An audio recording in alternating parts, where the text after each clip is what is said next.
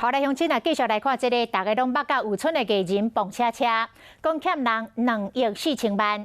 伊2个月前有开记者会，宣布家己破产，佮讲家己已经行销1亿外了。刷来中秋节，伊佮伫咧面册讲，伊直要经袂掉了。也毋过伊讲伊袂做戆代志。昨伊佮来开记者会，讲靠着家己目前主持节目的收入，恐惊趁20年的前负债嘛还袂了。伊讲有写一个剧本，合做3点半，想要拍做电影，希望有人投资，互伊会当赶紧甲钱来还掉。嘛，互少年人看这出电影了后，会当了解出社会管理钱财都要小心，千万唔通像伊安尼。我没有办法在很快的时间里面跟大家清偿哈，先跟他说声对不起。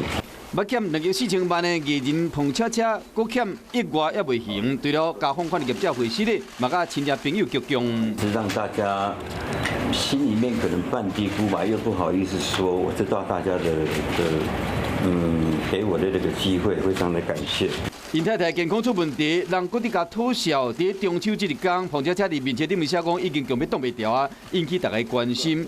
伫记者会时，伊讲伊袂想袂开，会拍拼。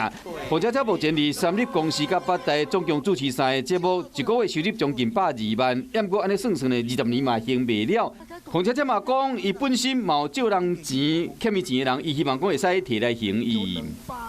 借来投资这个钱，会有一个大笔的收入，想要把所有的债务解决。结果无成功，碰车车讲有写电影3点半的剧本，希望讲有人来投资。我预计大概在2000万以内。有钱才会拍片，就是讲要赶紧还人钱，嘛想要透过电影甲少年人讲，出社会了后，这个钱的管理爱细致。